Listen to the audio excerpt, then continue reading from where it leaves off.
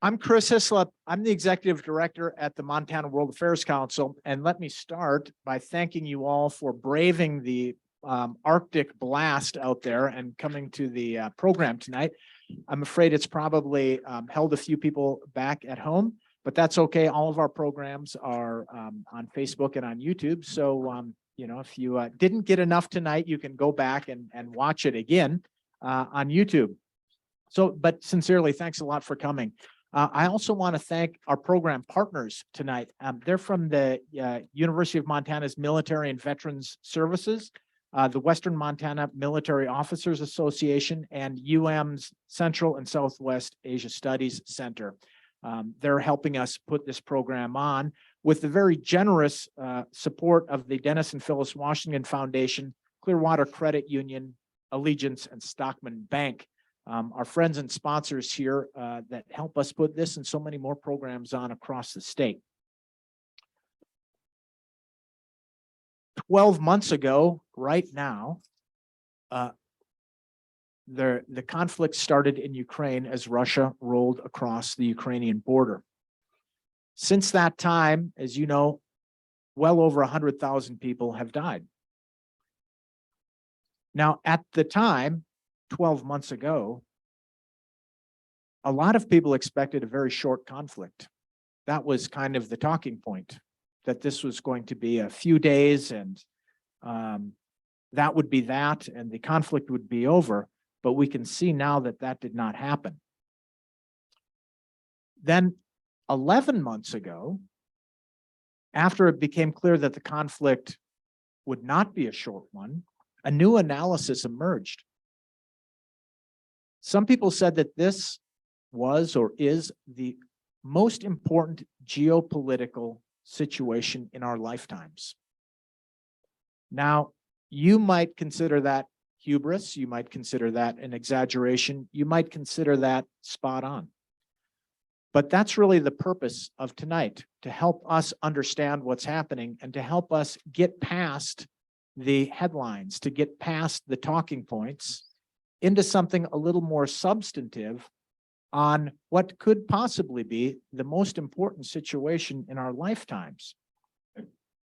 Pitting the remnants of the Cold War in the center of Europe, East versus West, democracy versus autocracy, call it what you will. But this is what is happening right now. And with our guests tonight, you're going to get a really insightful and substantive view on things that you are not hearing on Fox News, MSNBC, CNN, and other sources. So let me introduce our distinguished guests tonight.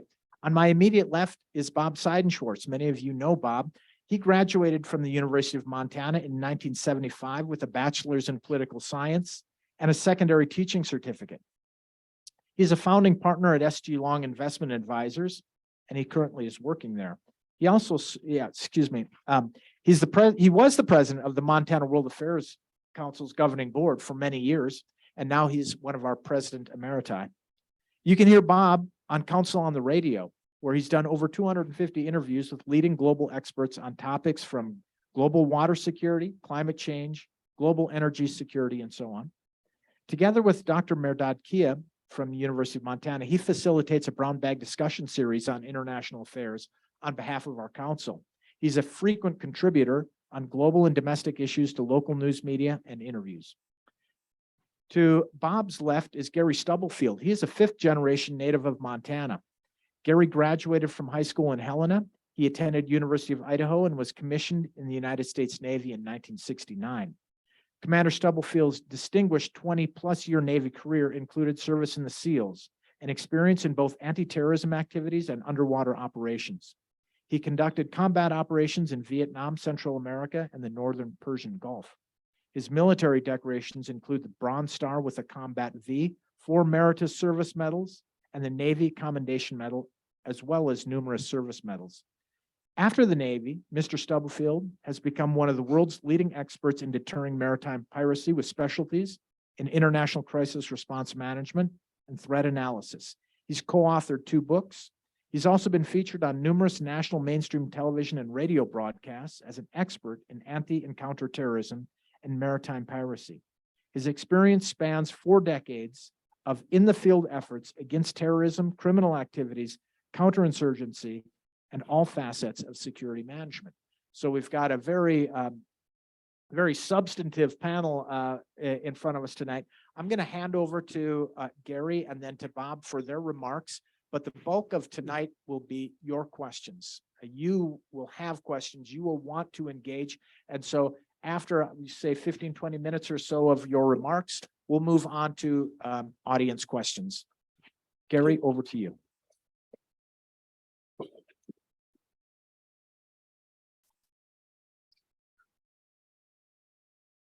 I think this will do it. Well, first of all, it's an honor to be here tonight, and I'll start off by saying I've had a little bit of time over there. I've got about 90 trips into Russia and about 35 trips into Ukraine and about 45 trips into Belarus, which I'll mention a couple times along the way.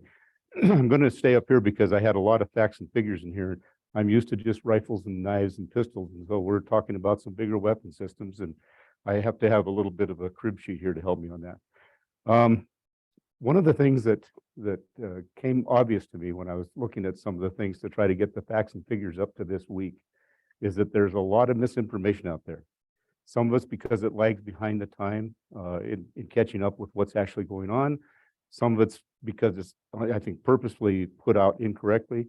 And so what I've done is try to be conservative on the numbers that I've got, and hopefully that will provide you at least a basis of where we stand over there right now.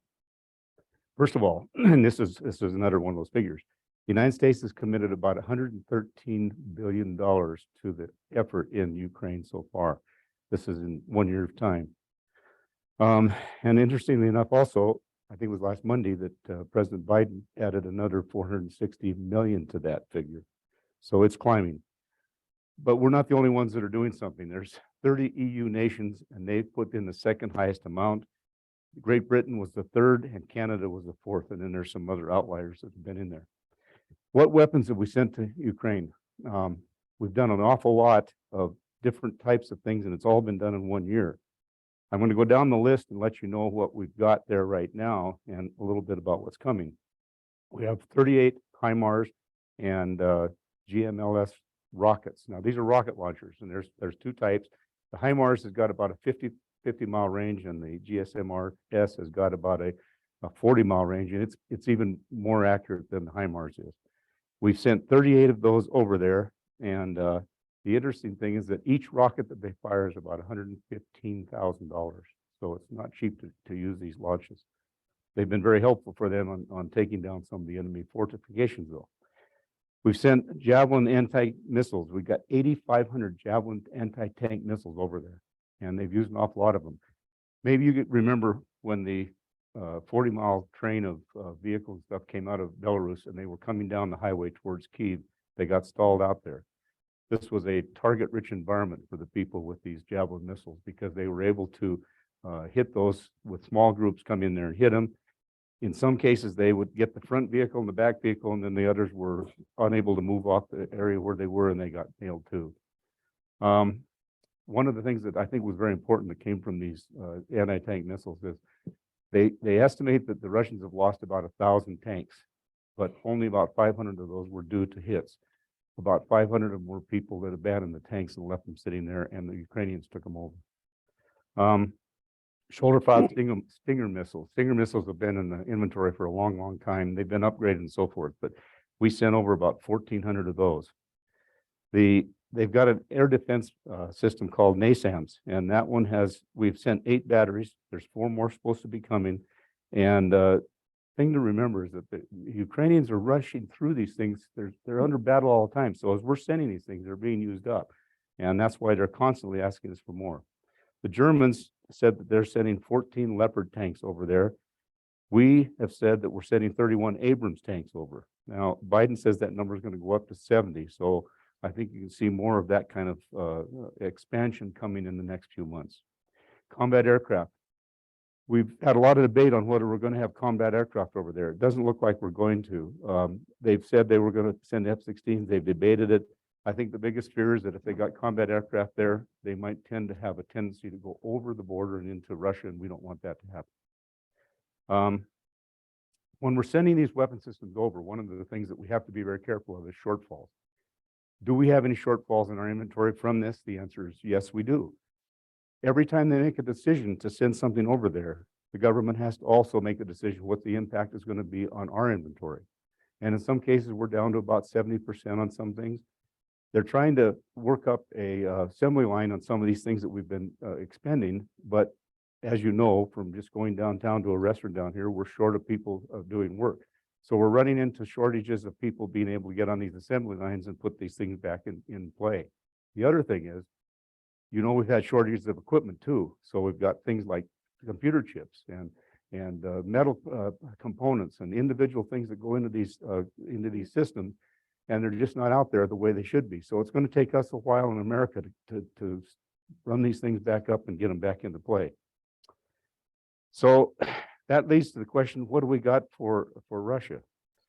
First of all, Russia's got a large number of people over there, but we estimate that there's about 60,000 Russian soldiers that died so far. Now, that's a pretty doggone big number.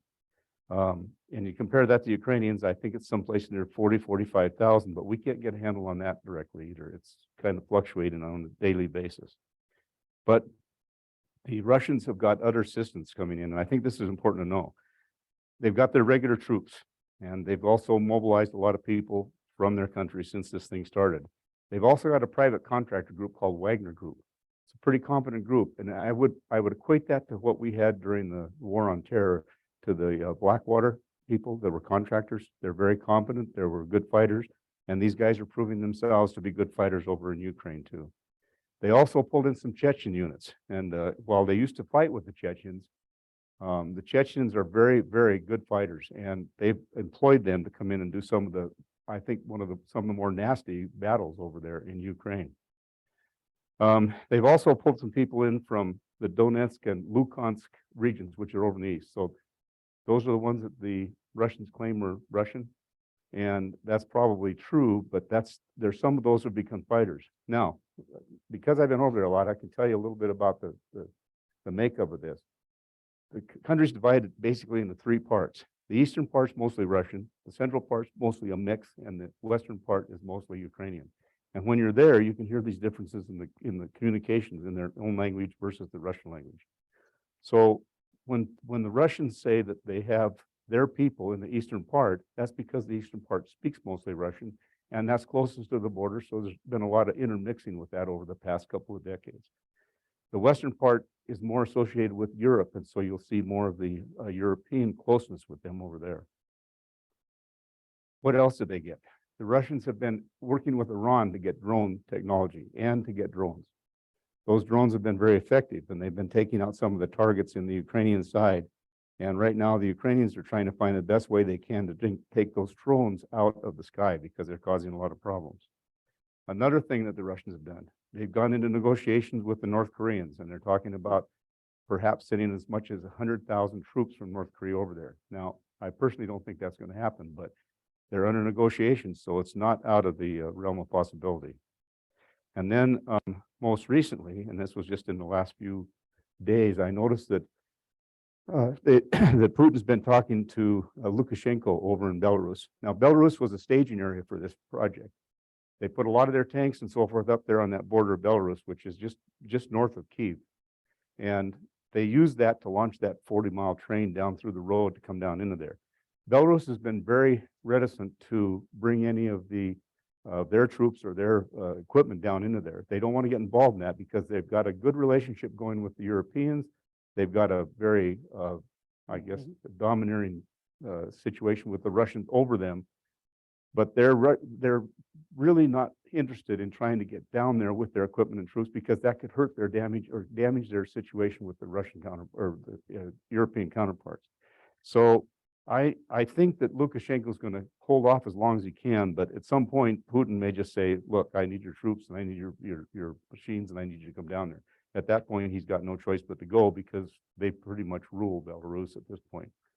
When I was over there, I saw a lot of independence from Lukashenko, but that was before they started getting into any military situations. So we may see that come up. Now, one other thing that came up in the last few weeks, and The United States is saying, no, this really didn't happen, but there was a lot of equipment left in Afghanistan, and the Taliban have taken that over. And I've heard figures all the way up to $80 billion, but in fact, it's about $7 billion in equipment. I'll give you a quick list just off the top of what came out here. There were 22,000 Humvees, there were 1,000 armored vehicles, 65,000 machine guns, 42,000 pickup trucks and SUVs, 360,000 assault rifles, 126,000 pistols, and nearly 200 artillery units. If the Taliban want to, they can make some good money off this. And I understand that it's true that they are negotiating with them.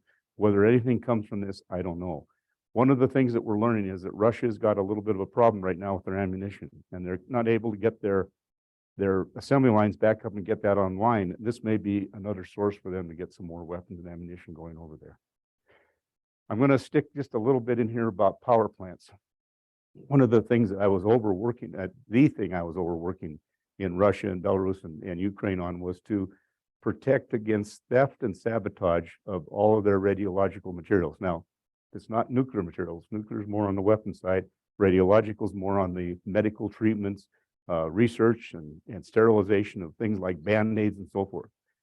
And we had sites all over all of those countries. And so one of the things I did, the last trip I made into Ukraine was after 2014 when the Russians came in and took the eastern part of Ukraine. And so they asked us, they took over one of their 5 power plants, and they asked us to come over and do an assessment of what their vulnerabilities were in those power plants and what they could do to better protect them. So they lost one on that first one, so they had 4 left. There's 15 nuclear reactors inside Ukraine. They provide about 55% of their electric power on their grid. They have hydroelectric, probably about 5%. They've got some gas, although that's almost out of the picture now. And they've got coal, which runs a little over 20% of their electrical supply. Of those 16 reactors, 7 are still active. Kamelinskaya had 4 reactors. It's being helped by the European Union at this point, trying to keep it going. Zaporizhia, which you've probably seen in the news quite a bit. This is the one that's getting hit by artillery and so forth. And then there's one down south, and it's called Rivne, and then there's the South Ukrainian one, which has 3 reactors. Most of the people remember Ukraine because of Chernobyl, and Chernobyl was obviously a very bad situation. That's not the kind of typical thing that we have here in America. That was a very poor design. It was very poorly run, and it was a lot of both human and material errors that caused that thing to go bad. I've been to there 3 times. I've seen the new sarcophagus that they've got up over it. Everybody says, well, if they bomb these places, they bomb these reactors that they've got there, we're going to have another Chernobyl. I don't believe that. I believe it's pretty safe in terms of withstanding any kind of a bombardment that they may have, and they've got some real good safety protocols in place to try to put those things down if they do get too bad on that. But the Russians don't really want that either. That would be even further condemnation of them doing that sort of a move over there.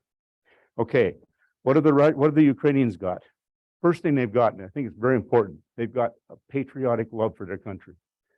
They've got a reason that they want to save that country. That's their country, and I will say this for both nations. Russians and Ukrainians are extremely patriotic to their country. We think we might be patriotic to America. These guys are on the edge of being almost manic over this, and it's one of the things that's helping them over there. They do not want to lose that country. They have a knowledge of the geography. That's their home. They know what's going on around it. They have partisans. They've already created a partisan network in there, and they're causing resistance. They're also providing communications. Every grandmother, grandfather, aunt, uncle, brother, sister, they all carry cell phones. Those cell phones are being used for good intelligence gathering information for the Ukrainian forces.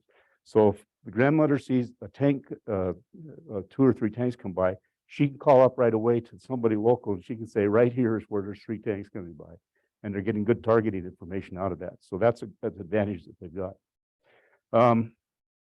There's been worldwide condemnation against Russia for what they've done. That's helped Ukraine, because without the support they've gotten, they wouldn't be where they are today. There's a historic past relationship with Russia and Ukraine. I think probably he'll get into that more, but there is some animosity that was there. When I've been over there, I've used Russian interpreters in Ukraine. I've used Ukrainian interpreters in Russia. They're interchangeable. Their language is very, very close, and they can intersperse those. But there was always a feeling that the Russians considered the Ukrainians kind of a stepchild. They didn't put them on an equal plane. And the Ukrainians have always held that against the Russians for doing that. Another thing that's helping the Ukrainians is that the Russians have very poor equipment. When they came down that road and they had that 40-mile convoy there, we don't know exactly what all caused that to stop and stay there for those several days. But it certainly, some of it was attributed to poor equipment and maintenance. One of the things that I noticed when I was over there, in Russia particularly, is that the Russian equipment was worse than what we thought it was. I could see that. We could get into a truck sometimes and there'd be a hole in the floorboard and you could see the ground underneath. It painted nice, it looked nice, and their equipment was operable, and it usually, like an AK-47, they keep going. They're very durable. But their equipment maintenance was poor, and I think one of the other things is they never want to say something is bad to their superiors. So I think Putin was getting a lot of bad information. And he expected that this would be about a 4 to 7 day war. Obviously, it didn't turn out that way. But I think a lot of that is because he didn't realize that his equipment was as bad as it was. He was getting information from his generals, and the generals were lying to him. There was also a lot of pilferage that took place because they don't get paid a lot, and so the conscripts and so forth will try to find anything they can to get money for living conditions. One of the things that would happen to me constantly when I'd walk down the street in Russia is I'd have these conscripts come up and say, "Can you give me some money? I need some coffee." Well, they didn't get enough money to have coffee and things. And one of my interpreters said when I was early on over there, he said, "Always try to give these guys a couple rubles because they don't make enough and they're very miserable in the living conditions that they've got." That should be a clue for our intelligence communities to realize that they're not that well manned. They've got conscripts that are just hanging in there, and they're only there because they're forced to be there. And so that's an advantage that the Ukrainians hold over the Russians. I think our intelligence forces failed us. When I first heard this war was taking place and they were moving into there, I thought, this is going to be tougher than I think, because I've watched the Ukrainians. They're the patriotism, but they're good fighters. I've gone into those facilities. I've seen the kind of training that they get. I've seen the kind of training facilities that they have, which are fairly modern. And so I was surprised that our intelligence didn't say that the Ukrainians were better than what they said they were. They also, there's a lack of Russian leadership in the spectrum of leaders. They've got the conscripts, they've got the generals. There's very little emphasis or use to what we would call petty officers or sergeants or junior officers. They have the higher and the lower, and this is the cannon fodder, and this is the directors. Now, one of the things that I will say for the Russians is that their leadership leads from the front, and I admire that. But they've also lost about 10 generals over there in this war already, and so their attrition rate is pretty fast on their senior people. What about the Russians? What do they have? Well, first of all, they've got 10 times the GDP that Ukraine has. It's a huge country, and a lot of that wealth is right in Moscow, but still, it's a lot bigger. They've got 30 times the amount of territory. Russia's immense. It takes us hours. It takes us a full day to fly across that country. It's a huge country, much larger than we think about over here. We're very small compared to them. It's maybe 12 hours across there on flights. They have 3.5 times the population, and most of that population is over in the Moscow region, which is fairly close to the Ukrainian borders. They've got a better material inventory than the Ukrainians had. So in the beginning, they were better off. Once the Ukrainians started getting our material into there, they became more capable and stood up better against the Russians. The Russians have had historic dominance over Ukraine, and I'll let Bob talk more about that. One thing that the Russians can do, they can spin up their factories and get these things producing again to pick up what they've already expended. And also remember that one of the things that the Russians want, they want a buffer zone between the Eastern Europeans and the European and Russia. they've lost that, I guess, that quality of safety of having a role or having the buffers of having the former Soviet Union in there. Now that they've lost that former Soviet Union, they wanted Ukraine to stay in that buffer. They didn't want them going into NATO, and that became a big contention and a sore point in the whole start off here. Now, I have some predictions, and this is open for discussion when we sit down. I have three possibilities that I think could happen. The first one, and I would hope that it never would, is that something could happen to trigger Putin to say, to heck with it, I'm going to go for broke. I'm going to start using tactical nuclear weapons over here, and we'll see if we can stop this war. I don't think that's a likelihood. It could maybe be some sort of a trigger that would set something like that off. None of us want to see that because it can escalate from tactical nukes to international condemnation, and then, of course, a possibility of a nuclear war. So I would put that one at the lowest level. The next one is that could Russia beat the Ukrainians? Could they just take over and knock them back and take over that country? And I don't think that's very likely. And I think all of us have seen what happened after that first week. They started sticking to their ground. They got in more materials. The Ukrainians have been doing a good job. Yes, there's a second offensive going on right now over there. The East is trying to, from those eastern blocks, they're trying to move into against the lineups. They're talking about their offensive is becoming stronger and they're becoming more effective. From what I'm seeing and what I'm reading right now, that probably isn't moving more than 100 yards in a day. And there's another problem too, and that is that it's starting to warm up over there. Those fields are going to be wet. They're not going to get those tanks and heavy vehicles off the roads. And that is against the Russians and what they're trying to do. So I don't anticipate that there'll be a total win by the Russians. The same thing goes reverse. I don't think there's going to be a total win by the Ukrainians either. What would be my most likely scenario? Well, I said this before. Americans don't have a long tolerance for war. We start losing interest in war as it progresses and goes on. Doesn't mean it ends, it just means that we lose interest. And when you start losing interest in war, you start finding that getting money and getting equipment to send over to somebody else when we have enough problems in our own country, that becomes a difficulty. And so I would anticipate that the likely outcome, in my opinion, would be that we will have some sort of a negotiated peace. There will be an attempt to try to get the borders as far back that the Ukrainians can back from what they lost in the Crimea and the eastern provinces. They may or may not get that, but I think it's going to take all the players, especially the United States, to step in and say it's time to start negotiations. So I would anticipate that we'll see that go to a negotiated status, and we'll see what comes out of that. Anyway, Bob's next. We'll No.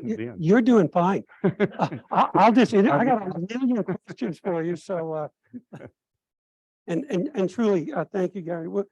There's so many things that you've said. And one of the challenges when Chris asked me to do this is, okay, I'm only going to spend maybe 30, 40 hours preparing for 15 minutes of conversation.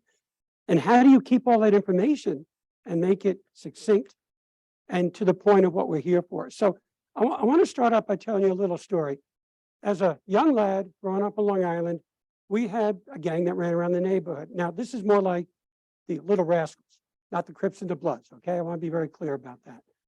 And this was at a very typical time when literally the kids would pour out of the house. Mom would tell you to be back at a certain time, usually lunch or dinner, and then she didn't see you the rest of the day. Life was grand. And we played, and we formed our own rules, and we fought, and we made up, and we had a wonderful life. And we did typical things that 10, 12-year-old boys did when we were done playing football, baseball, basketball, and whatever else. We talked about things that you didn't want your mothers to hear. But always, by some miracle, they heard. So it was a boy's life. And there were moments, though, when we sat there and we would have these thoughtful conversations, and we would kind of look into the future, which may surprise you. Would think about your own kids, that occasionally we actually were very thoughtful. But remember, we lived in a time when we were worried about certain things too. Nuclear war. Growing up in the 60s in terms of going to school, the fall safe was hide under your desk. Great strategy. Tell me how that would have worked in a situation that got out of hand. So we had our moments, we looked to the future, we were in the 20th century, and we used to talk about what's the 21st century going to look like? How amazing is it going to be? The idea of people still fighting in wars, doing the things that we saw as kids, wasn't going to happen because we were going to get smarter.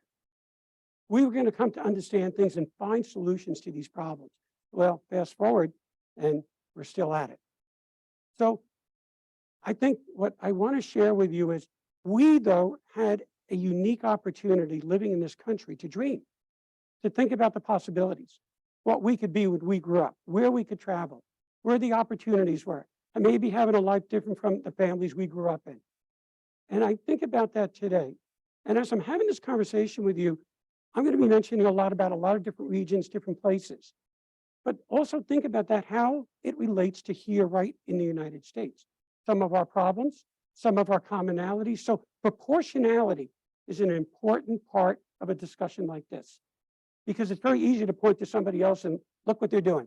Look how they're doing it, or not considering the issues that may have lent itself to decisions they made. Not that you have to agree with it, but at least understand some of the principles behind it. So I think to myself, opportunity, where that may be. But I have to think about 8 million Ukrainians who have left their country, that have gone to other countries, putting great stress on the systems of these countries to take care of them. Do they want to go back? Probably to a person they would wish to. Some may not. And these countries have been very welcoming. Poland in particular has opened their doors. Other countries as well have brought them in. Proportionately, if you think about what country has actually given more in the way of military equipment, humanitarian aid? Estonia. Would it surprise you? This little country of Estonia, as a proportion of its military, of its size, and of its people, have given more. And the question you should ask is, well, why? Because the Estonians fear if they don't do something. They've had the experience of living under a brutal regime with Russia. They understand that if something is not done now to stop this, the Baltic countries fear they're next. So we have to put ourselves in their shoes.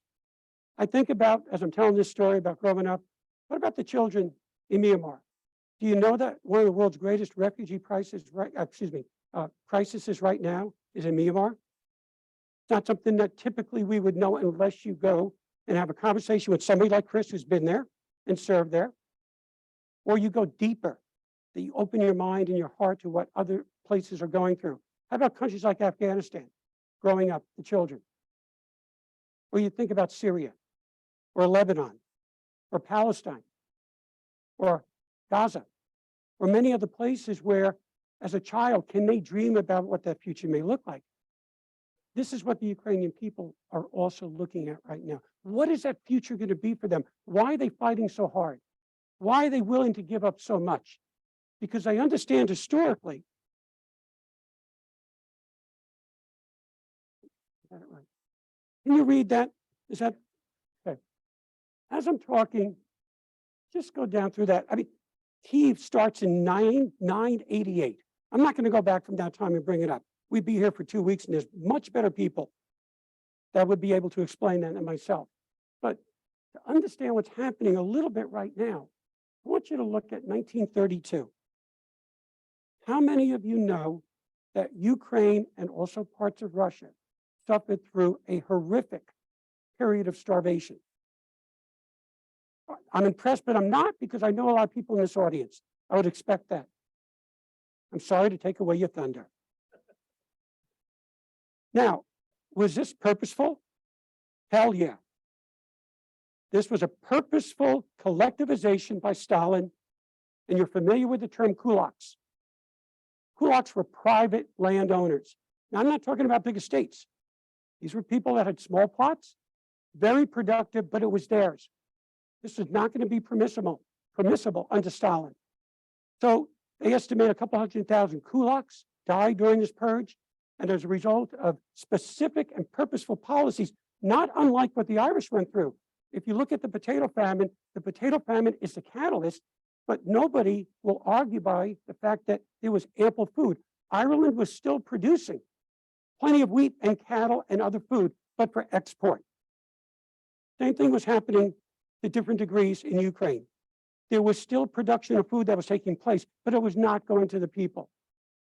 So you had estimates, and it's hard to say how many truly, but it's in the millions. Now, you think collectively these people are going to forget about this? So you look at a brief period of time when Ukraine in the modern era had a degree of independence. What I did and read and found out about that period was it was messy. There were a lot of different factions competing for power. It was going to be very difficult, if not impossible, especially when you had the meddling of the Soviet Union at that point in the Ukraine, trying to form what are the basics of governance, of some type of organizational capacity to form and start to think and act and look like a country. Remember, folks, that a country is a long period of history. Look at our own history here. We start out and we move through various periods, and it is messy as well. And that's why I asked you to think about what our own history has been. And as I was thinking about earlier in terms of where opportunities may be or lack of, there's certain basic principles: lack of institutional accountability, corruption, governance that serves the few and not the many, and resource-based. Some of the countries that I mentioned happen to have as major exports things such as oil and gas. It's not a good idea to have your primary source of income be dependent upon several or limited amounts, especially assets like oil and gas, which prices in the marketplace can change radically and quickly. If you look at a lot of the governments in the Middle East, their economies in terms of what they base their actual budgets on is based on estimates of where oil prices can be, because that's their primary source of income. And that dovetails perfectly into Russia today. Russia is an exporter of oil and gas, third largest oil reserves in the world. Europe, their neighbors, were receiving a very substantial portion of that. Europe was getting, depending on each country, about 40% of their oil coming from Russia and about 25% of their natural gas. Germany being the biggest recipient. Now let's think about this for a minute. Russia gets the majority of their oil, Europe gets the majority of their oil and gas in some form or another from Russia. They have the pipelines going through. You folks remember Nord Stream 2? What happened? Boom. Now, there's some agreement, some disagreement.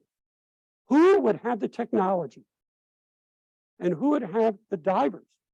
And who would have the cooperation of the Swedes and the Danish and the ability to possibly blow that up? When it first happened, people said, oh, it's got to be the Russians. I go, why? Why are they going to blow up their income stream in terms of the natural gas? Not only from the standpoint of what it brings in income, but future leverage, as Putin, I believe, from the very beginning, had thought that this would not happen, meaning a couple of days, they take Kyiv, they take Ukraine. The Europeans are not going to do a whole heck of a lot. Why? Because they're so dependent upon them.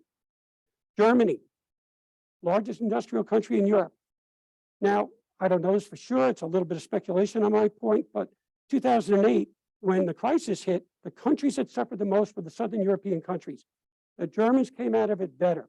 The Germans were able to dictate also a lot of the rules about how the debts would be paid, what kind of structure it would take, and that was a period of a lot of resentment towards the Germans. Maybe some of the Southern Europeans right now are just a little bit going, now it's your turn. You're taking the biggest bite. You're having to put the most military money in, and so forth and so on. So what I'm going to be doing here is kind of connecting the dots of how much this all comes together and how it all falls into different parts and categories that affect us all here. So as I'm talking about Nord Stream 2, there were some pretty succinct and telling articles coming out in the New York Times that gave what appeared to be some pretty compelling evidence, and very chronically, how they chronicled this was, looks like the United States may have been responsible for that.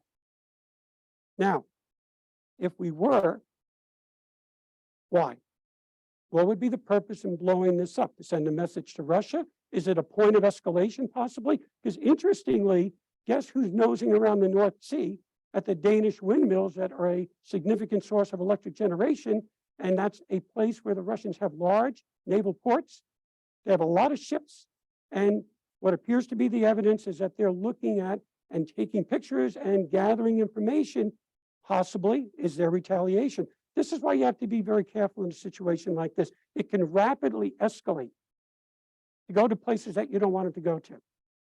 So as I'm looking at this, I'm thinking, all right, economically, where have we all paid a price? And what could be a driver for that going forward? Look, coming out of COVID, there was hardly a country that wasn't affected in one form or another, some worse than others. And typically it falls on the regions and the countries the least prepared economically and politically and socially to deal with those types of issues. We saw the disruption here. We saw supply chain disruptions. We saw the difficulties that people were having. Europe's energy prices, even before the invasion of Russia into Ukraine happened, were going up because there was a period in the North Sea where the Brits have a substantial amount, again, of where they get some of their energy in terms of some of the windmills. The wind didn't blow. One of the problems as we move towards this renewable future, the wind didn't blow, and hence they needed to make up that difference somewhere else. Well, they had taken, as other countries in Europe had done, a lot of coal off of production. It's dirty. It doesn't meet the objectives of long-term emission controls. You want to move away from that. But they took coal and they also took nuclear energy, shut it down. If you remember in Germany, they shut several plants down. Now, how things kind of work in the real world, if they shut the plants down, and they had electric shortages, where were they getting their electricity from? The Czechs and the French, who still had their nuclear facilities. So this is one of the things that you have to kind of think about and consider when you look at the different variables.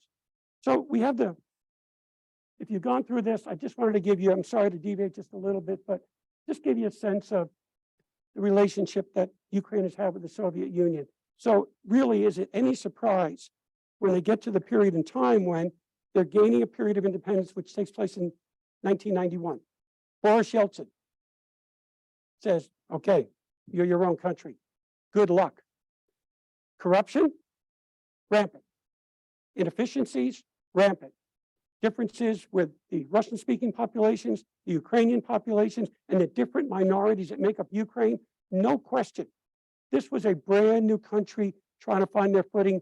They didn't even have a banking system. When the Russians pulled out, the United States steps in with its experience and its banking system to help the Ukrainian nation and its people establish a banking system. Why is that critical? If you're going to grow your economy, you have to have some type of method to bring capital in and capital out. And you have to start looking like a country that's able to be open and competent and capable of what it takes to run your own nation.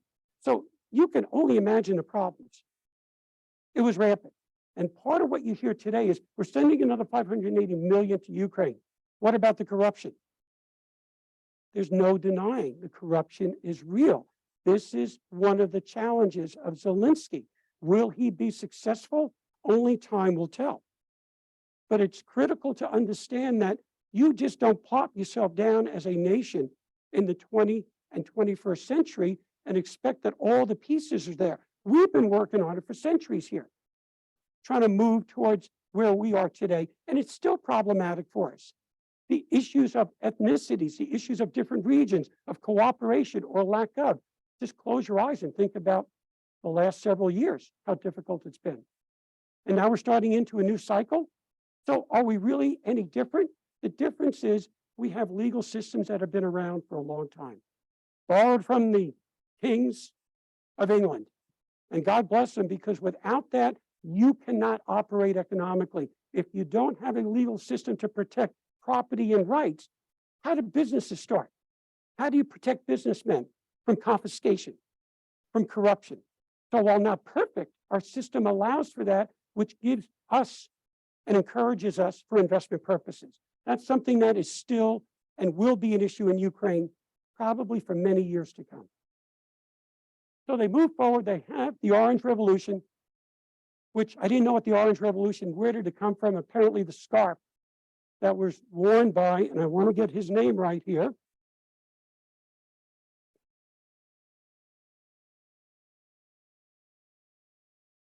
I've been practicing my Russian, which is not very good. Yushchenko. So he got poisoned by his adversary during the election. That's a whole other story. but the Orange Revolution, which was rather mild compared to what comes later. So 1991, they get their independence. Now, where is Putin's motivation in all this? And what is he looking at? There's different opinions about this. Was NATO promising that they would possibly give an opportunity to bring in Moldova and some of the Baltic countries, or Ukraine getting its independence? We have to put ourselves a little bit in his shoes, only temporarily, because there's no excuse for what's happened here. This is a barbaric invasion of a sovereign nation. And the humanitarian issues that have come from this are just horrific. The rapes, the genocide, call it what it is. The targeting of civilian infrastructure, hospitals, schools. This is purposeful. And I go back to maybe nothing.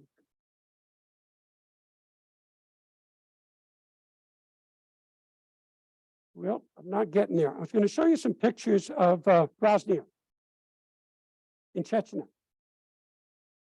Do you recall that conflict? What did he do? Bombed him into the Stone Age. You look at Mariupol. You look at some of the cities in Ukraine.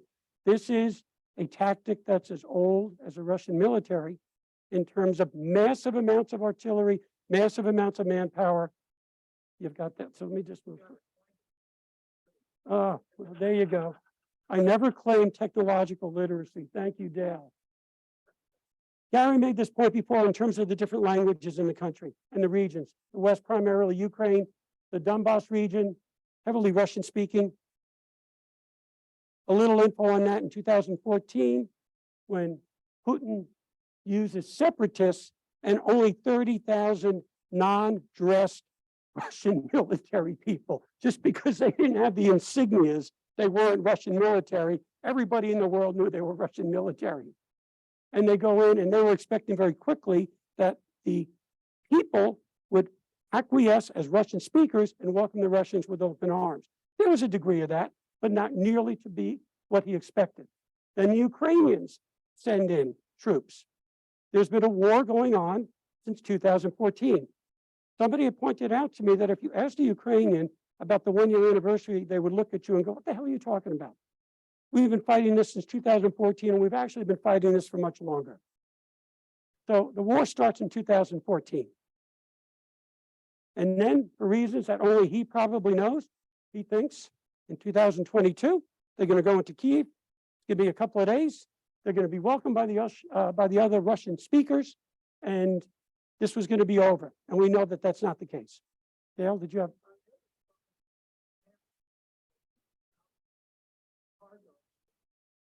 In Crimea?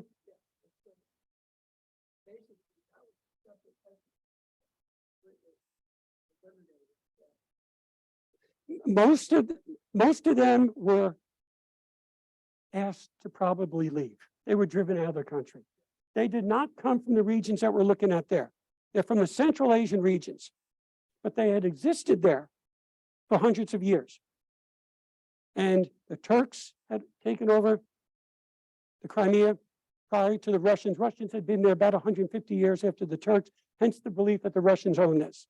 Well, Khrushchev says, it's yours now, to the Ukraine, which, you know, we can argue and probably debate all day long who belongs to what, and that's part of the problem, but let's just look at it from a legal standpoint.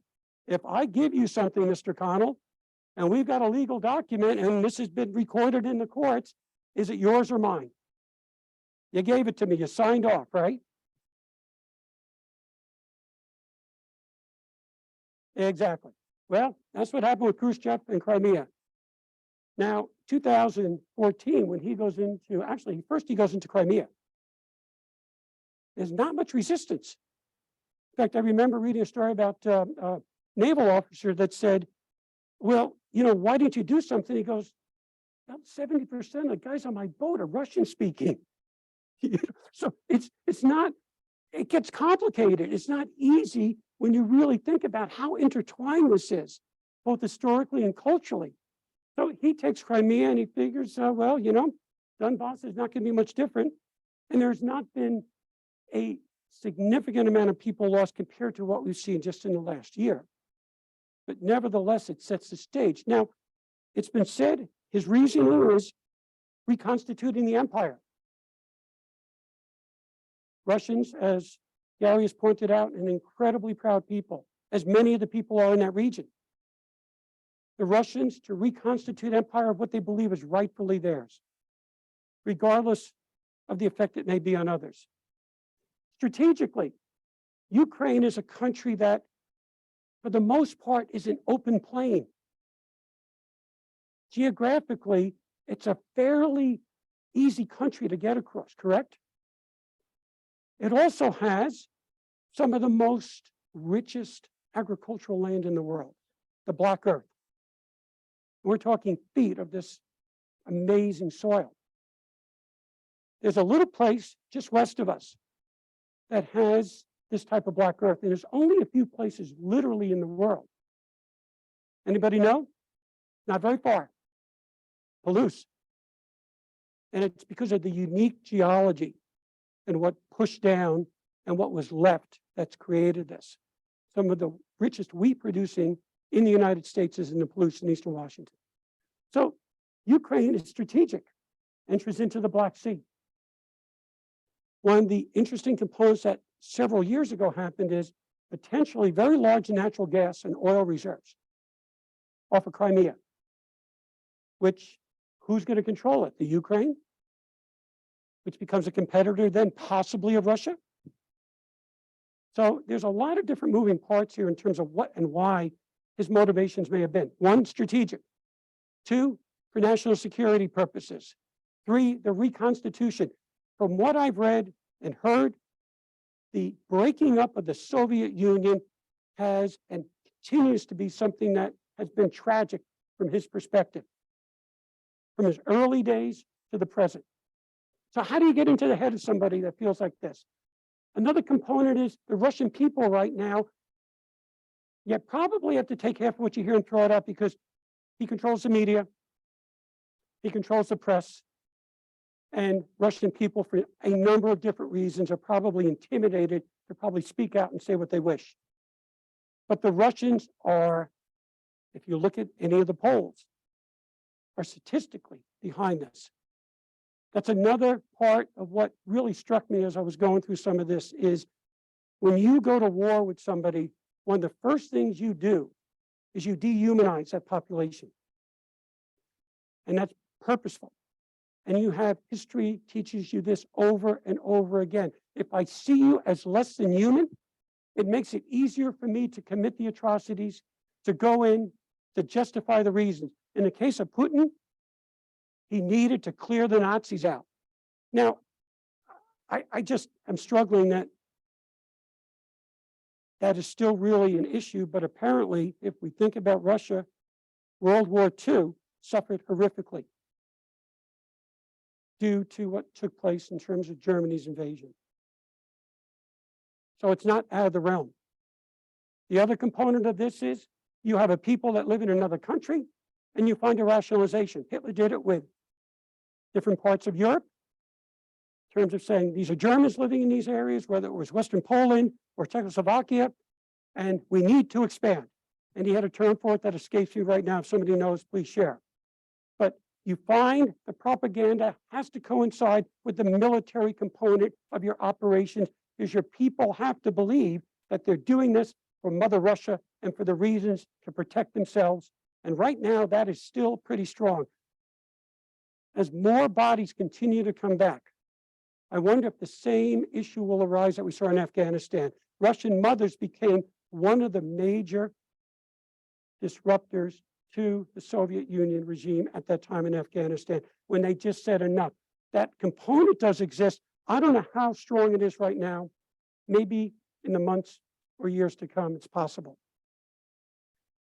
The issue of NATO, as I mentioned earlier, comes up. NATO apparently has promised not to bring the Ukraine into the fold, and several other countries. That's in debate. I've heard different stories about that in terms of whether they actually said that or not. But again, he's looking at it strategically. One of the great ironies for me is when I look at the Ukraine, just even in the recent past, and I think for me, this is the crux of the matter. From 1991 until the Orange Revolution and then forward, let's just assume that all the things said about Ukraine are correct. Corrupt. They were still trying to develop an economic system, but one of the things that changed everything drastically, technology. The world is a small place. And technology, as used by the Ukrainians during the Orange Revolution and subsequent revolutions, these young people are using this technology to connect to the rest of the world in a very rapid fashion. So as much as you try to keep information out, it's not happening, and it won't.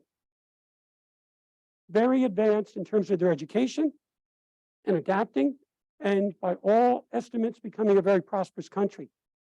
And I always ask, what would happen if Russia just cooperated and absorbed what's happening in the Ukraine and allowed some of that to leach into their own country? What could be the opportunities, the advantages, the consequences? I think he's afraid of that. I think to contrast his own lack of economic vitality with what you see happening in the Ukraine is a challenge. And yet the opportunities are vast. So after the war is over, there's going to be billions of dollars that will pour into that country to rebuild it. And they will rebuild it from the ground up. They will leapfrog in terms of their infrastructure. They will leapfrog in terms of the technology and the vitality that will come from these people with the education that already exists. Is something that I think in the years to come, we will look back and we will see this was the beginning of a new era, not without pain and not without consequences. So I want to be cognizant of time here and really just open this up because I can be talking about the energy component of this, the challenges, the economic implications that we see right now, and we can't forget another player that is significant in all this. It's China. China comes out publicly and announces they may be shipping equipment in terms of military equipment and assistance. And that's a whole different discussion in terms of what that possibly can mean. So are we at war? Yeah. Call it what you want. This is a war. It's not even close to a proxy war anymore. We're just not sending troops over there. We're not going to send troops over there. But that's why we keep sending equipment and assistance and technology. So Chris, let's just open this up to some questions and anywhere you wish to go with this. Maybe before your questions, how about a round of applause to Go. for Gary and Bob? Thank you very much. Very insightful. I would just respectfully ask what I ask all of our audience, 3 things during the Q&A. First is, this is about Ukraine and the war there. That is the topic tonight. Please keep your questions on topic. Second is, like we do in Montana, this is a respectful civil forum. I'd ask you to please keep your questions respectful. And the third and final is that questions end in a question mark. Your insights and your comments are interesting. I mean that sincerely. Everybody here has interesting comment for sure. But there's always more questions than there is time. So respecting your fellow participants, kindly come directly to your question, please, without the preamble. We're doing great. We got to have. Okay, so there's a microphone back there. There's a microphone here. Better to use the mics, everybody. It's kind of hard for everybody to hear. So please come and use the microphones. Thank you. Mr. Brown, good to see you. How you doing? Good. I haven't seen you up in Snowball this That's because it's been too foggy yet. You don't see. But I'm there. So, understand that Ukraine is the breadbasket of Mhm. Europe and some of the Mediterranean. They feed, it was shocking to me. They feed supposedly, I guess, a billion people. How is this affecting, food prices around the world? Because I know there's, There you go, Ed. I saved this just for you because I knew you were going to ask that question. you are psychic. Yep. So I'm psycho, you're psychic. well, let's just Okay. talk about that briefly because this is truly the implications that fall out of these unintended consequences. And Gary, you just please weigh in. In the initial part of the war, they imposed a blockade. Now, who and how does this affect? These are some of the major exports from the Ukraine: wheat, maize, sunflower products. It's going to Europe, Africa, and Asia principally. Fortunately, the most vulnerable people tend to be the benefactors of these exports. So when you see a shortage as a result, of a blockade, weather events, war, whatever the case may be, it's going to push the balloon somewhere else and put pressure on it somewhere else. What was also taking place, and this is usually how the world works, unfortunately, the countries that are the most vulnerable also were experiencing getting very close to the end of their 2 to 3 month storage of these foods. So that became a concern. Where would it come from? There's wheat to be distributed, but it's going to come from places that are going to be much more costly in terms of the shipping. And then the implications are, will countries be willing to do that at the expense of their own people? All across the board, whether it's oil, food, you name it, every commodity at the end of COVID and at the beginning of this war shot up. If you remember, oil was over 110, 115 bucks not that long ago. Natural gas went up exponentially. And here's where it got really ugly for Europe. You familiar with the term LNG? Liquid natural gas. The United States produces it. Qatar or Qatar produces it. Several other countries do. Europe did not have access because now Russia did what? It cut off the natural gas supplies. Europe was going to have to find a way to get that natural gas. They had a little bit of a problem. They do not have, in Germany, as an example, did not have a facility to accept LNG. You don't just take LNG and go, here it is, guys, unload it. You have to have very specific facilities that convert the liquid natural gas to put in the pipelines. They were expecting 3 years, the Germans built it in about 1.5 years. So I say, God bless to them. But the cost of LNG went from 4 to 5 to 8 to 12 to 14 to 20 MCF. So now these countries were all going to have to pay substantially higher dollars. The Europeans in general, fairly wealthy, they could absorb that, but they had their problems as well. These other countries, though, the most vulnerable, became a real issue. Broken budgets, food costs, where countries are heavily subsidizing their populations to make it possible for them to eat, and unintended consequence. Pakistan, Ramadan is coming up. Because of the high cost that they're paying and some of the shortages of gas, LNG imports were driving up the price of all goods and services.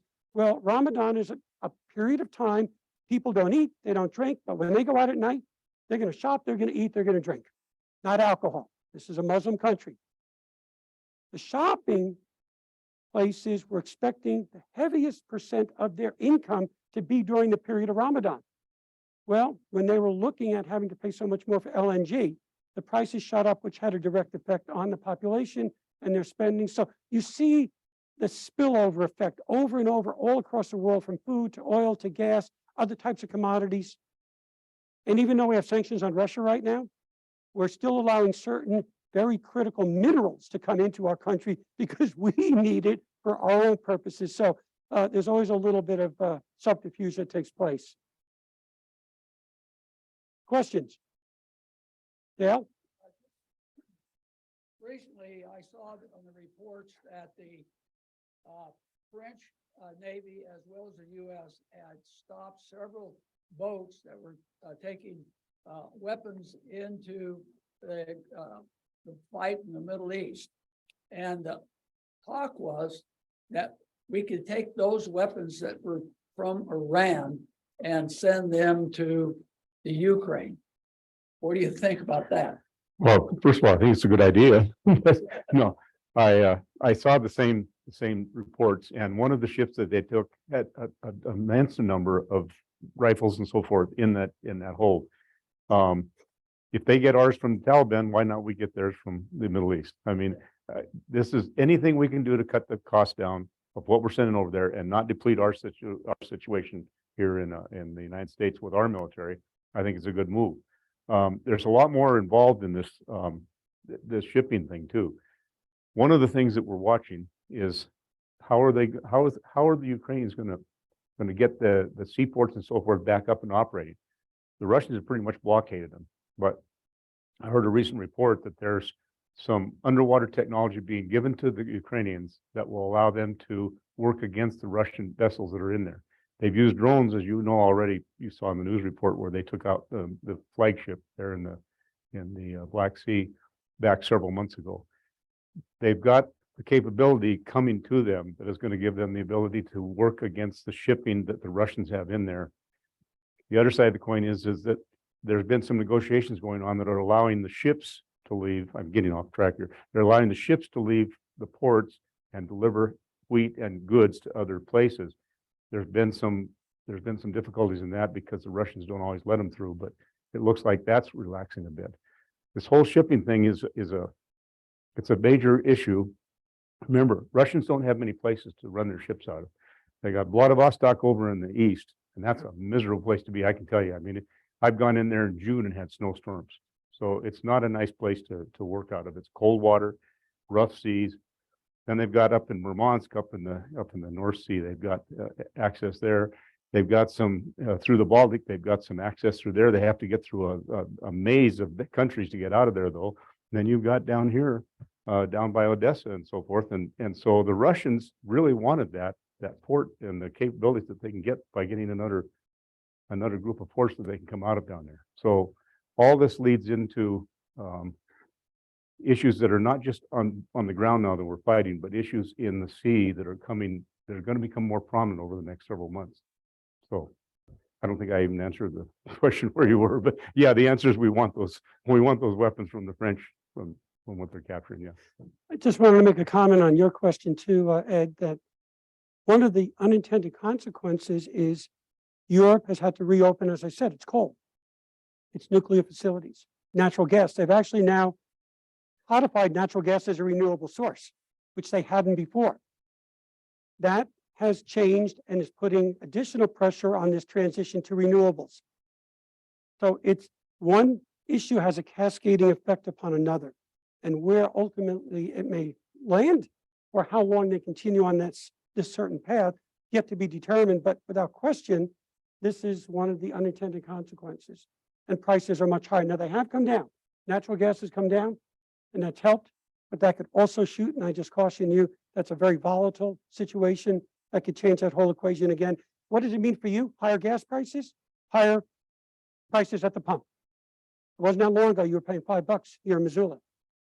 And that changes the dynamic for a lot of families that are just very close to the edge. And now you start pushing into that $5 range, food costs go up.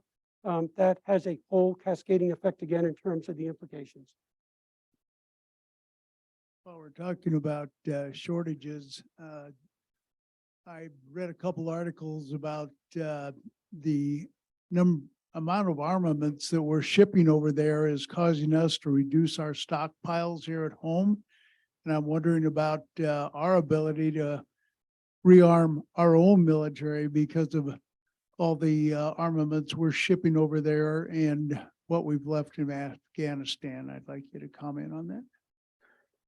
There's a couple of points that come out of that. In terms of shortfalls and sort that we're creating on our own, I kind of hit on this a little bit. Every decision to send a type of armament over there, whether it be the HIMARS or the javelins or whatever, every single decision that's meant to send those, we have also looked at what it's costing us in terms of readiness here in our own military. Are we depleting it beyond what we should or not? And the decision is to never let it go lower than what we need for ourselves in case a contingency situation arises. For example, Taiwan, something like that. So every decision is being considered on that. The second thing is that there's a major effort to try to spin back up our production lines for the weapons that we're sending over there so that we can replenish our own. Some of the money I understand that's been going into the assistance towards Ukraine is also going towards our military industrial complex to give us the ability to put those back up into play. I don't know if that answers that, but we are aware of that. We are working on it, and there's no decision that's made without that being involved. Gary, I have a question along those lines. Very few components are made exclusively in the United States. So you have to understand where are those components made, and are there supply chain disruptions, to your point earlier about labor, the actual ability to reconstitute businesses that have gone out. This is not going to be a quick restart. And it may take several more years to what you just said to get back up to the level. Now, the question could be, do you need that level of equipment in terms of that capacity? And if you see what's going out the door right now, you probably would argue that you do want to restock that. Well, and let's not forget that we're maybe using up some of our resources in our stockpile So are the Russians. Yeah. So the Russians have to go through the same thing. There's two sides of this equation. That's so right. they're facing the same thing. You know, we read periodically that one of the threats to the Ukrainians is another front coming through Belarus. And as I understand it, it could either be an additional Russian army coming out, transporting itself through Belarus, or the Belarusians themselves perhaps providing armed forces. How likely is that in your mind that that additional front could result, and what would be the effects on the Ukrainians? Well, it would, first of all, put a real pinch on the Ukrainians because it would be a northern front, which they tried in the beginning. It would be a northern front coming down on them. The eastern front's already coming in on them. And it would be an additional large amount of equipment. I've been in Belarus. I've watched them do exercises. I've seen the kind of equipment they've got. They're pretty good. I would put the Belarusian equipment above that of the Russians. So if they get involved with it, they would be a serious detriment to the Ukrainians in terms of this war.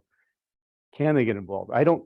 My opinion, and Lukashenko. I've watched him now for 15 years, and he's a dictator. He's quite forceful as a dictator, but he really likes the kind of goods and the money that he gets in from Europe. And it's interesting because I would go out in these, truck stops are everywhere in the world. They have 18-wheelers just like we have here. I would go to a truck stop in the middle of Belarus, and they would have shipping coming in on 18-wheelers from Europe with chocolates and wines and all this kind of stuff in that. Then they would have another vehicle backed up to it and had a Russian license plate on it. They're throwing the stuff into there and taking it right on over into Russia. Belarus is in the middle of this, so they're getting a cut for both sides. So Lukashenko doesn't want to lose that. He likes, his people like what's coming through there. They like that style of living. They've got a better standard of living than they do in Russia. Maybe better than what even Ukraine had before the war started. I don't think Lukashenko wants to get his troops and his equipment in there, but don't forget that he's a puppet for Putin. If Putin says, you got to help me, and if you don't help me, you're going down, I think they would have to put in equipment and troops into there. I saw them buddied up again about a week ago. I saw them having a meeting with each other, and they're discussing support. At this point, nothing's happened, and I don't think it's going to happen real quickly, but it could be forced to where they have to bring the tanks, they have to bring the equipment and the people down from there. Interesting side story. I'm dealing with some people in Belarus, and one of them is a commanding officer off of a destroyer, and he's retired. He's working with me on this radiological protection. The other guy was an army officer, and he had been over and worked with some of the NATO forces, so forth. It's kind of an exchange program. They were in the same facility that we were working in, and we were all trying to get the work done to save some material that we had out in one of the hospitals. And this thing about 2014 invasion came up, and the two of those guys started arguing. And this tells you what's going on in Belarus. There's some people that are very pro-Ukrainian, probably they have relatives and so forth down. Some of the best chocolate in the world comes out of Ukraine and goes out to Belarus. The Russian, the former commanding officer, was just absolutely pro-Russian, and he was absolutely anti-Ukrainian. And the two of them almost got in a fist fight. We had to actually separate them and send one guy off to another project and keep him completely out. So Belarusians have they have a lot of association with both of those countries. And I don't think they like to get in the middle of it if they can avoid it, but that doesn't mean they won't. We'll see what Putin says on that one. Thank you. Just real quickly, Bob, can I ask you, in your chronology of the modern history of Ukraine, you indicated in the 50s, Khrushchev turned the Crimean Peninsula over to the Ukrainians. Why did he do that? It's a good question. You have an answer? I have not. I don't know if that was a concession or hard to think that he had a moment of just, generosity. He There wasn't had to be a generous. very specific reason. That's right. Mark, just a kind of an additional response, and Gary, please weigh in. This is one of my fears, is that Belarus gets involved. What does NATO do?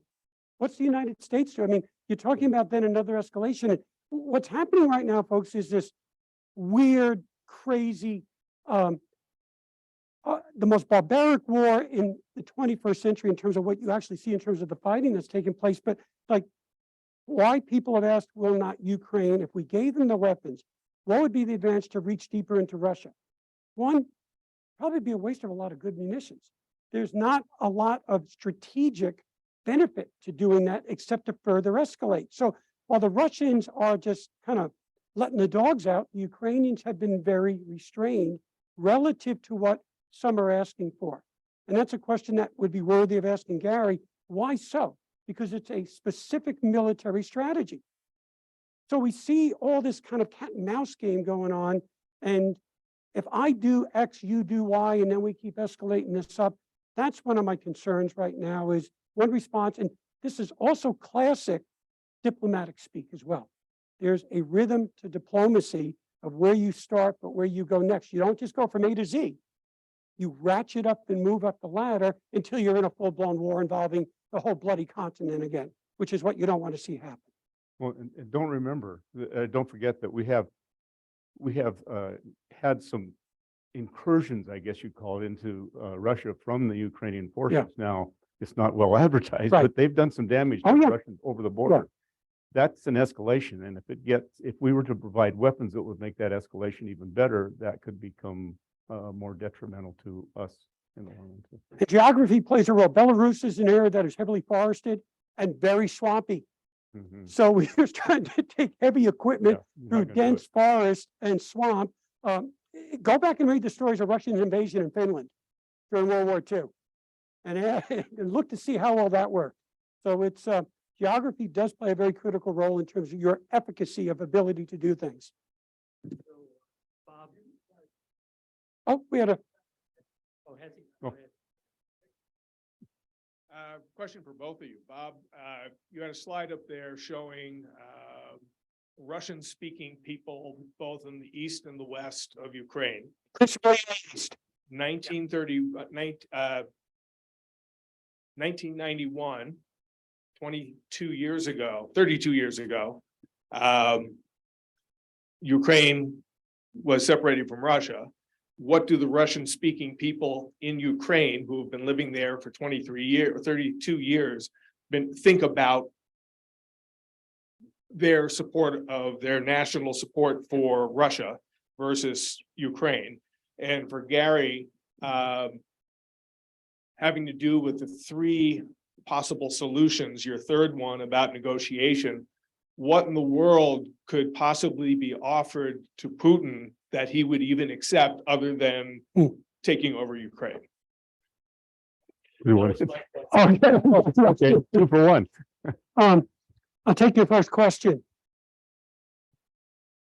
Gary pointed out very early on, these are both very proud people, but family ties, cross-border. My observation is, why did not the eastern part of the country just fully flip over when at least elections were held, even if they were not honest elections in terms of a separatist movement in the eastern Ukraine? Quality of life. Let's not kid ourselves. There is a certain segment of the Russian population that lives very, very well. But you're going to find that principally in and around Moscow and certain urban areas. Gary will tell you far better than me, you leave these areas and you see the poverty. You see the lack of infrastructure, the roads, the equipment, everything that exists. I said earlier that one of my sense about what Putin fears is a prosperous, open society living on his border to show people what you don't have. That's not very in-depth in detail, but I can probably think of other examples of how countries living next to very wealthy countries, they want the same thing. They want the same opportunity. I don't want to see you with an open society and media and television and commentators. That's one of the value systems of the United States and other open democracies that is at war with regimes across the world. We've got this two-tiered environment right now. Each one is trying to show their people and other regions that mine is better. With all of our problems, I think it's a no-brainer. I think I'd rather stay here than live in Russia or many other places. So this is one of the ideological and economic and political issues that is really at war right now on a global basis in many places. Little side comment too. Having spent a lot of time around those countries, about 80% of the value of Russia is right inside the city limits of Moscow. Yeah. That's a huge country. Think of how much is spread out over the rest of that nation. So they live well in Moscow, but there are other good cities, don't get me wrong, but a lot of it's very rural, a lot of it's just empty forest and empty land. Belarus lives probably better than anybody. I've been extremely impressed. It's a very modern nation. Their transportation system's fantastic. All around the countries I go around, the cities are all quite well off. Ukraine was kind of in between those. Ukraine had a very modern city right in Kyiv, and as you went outside the city limits to other nations or other cities, it was interesting to me that they were better off than the Russian cities. So Ukraine was more advanced. They had better technology. They had a nice electric grid with those five power plants at the time, and so they were, I think, living better than they were in Russia. I think you hit something on earlier. You said that the Russians were a little bit nervous of that technology and the good stuff coming from Europe getting too close to there because they might see that They did not like be to see the better out there. trade developing between Yeah. the EU and Ukraine. This was another threat to Right. both their strategic and their economic prosperity.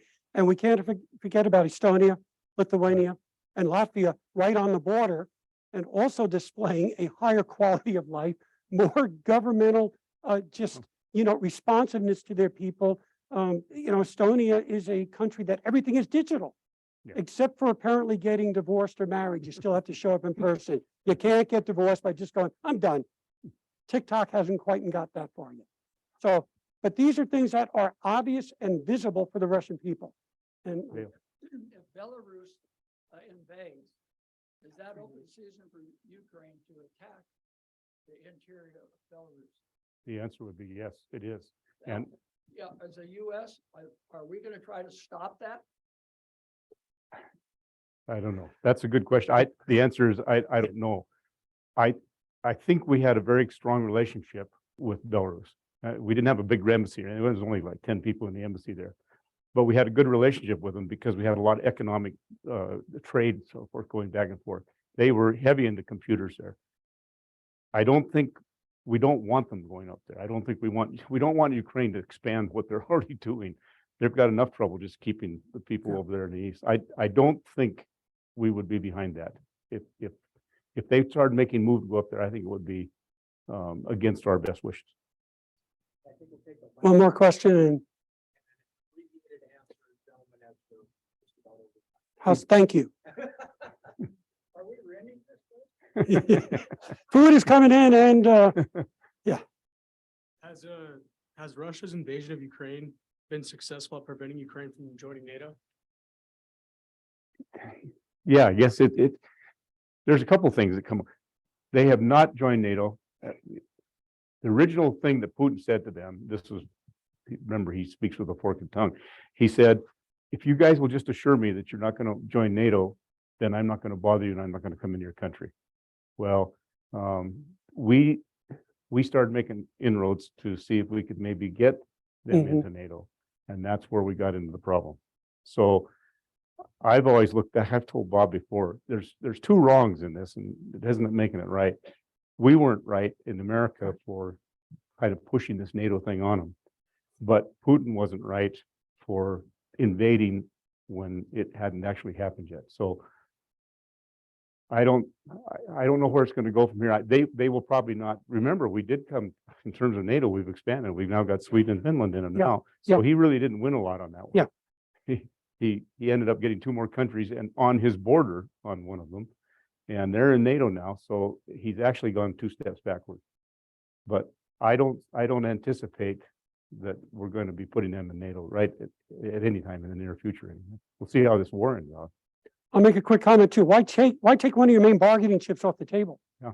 Because if it comes to what I think right now, if you were to talk to, if Mr. Zelensky was standing here, he's going to go, no, we're not giving back anything. You're not getting the Donbass. We're going after Crimea. Yep. One of the consequences may be he gets to keep it, but the agreement has to be no NATO. That's off the table as part of the bargaining chip that you still don't want to play quite yet, and the United States is going to have some discussion. So, Gary, let's wrap this up. A few quick, we'll keep it to 10 words each. It's not getting any warmer out there, so wrap it up, buddy.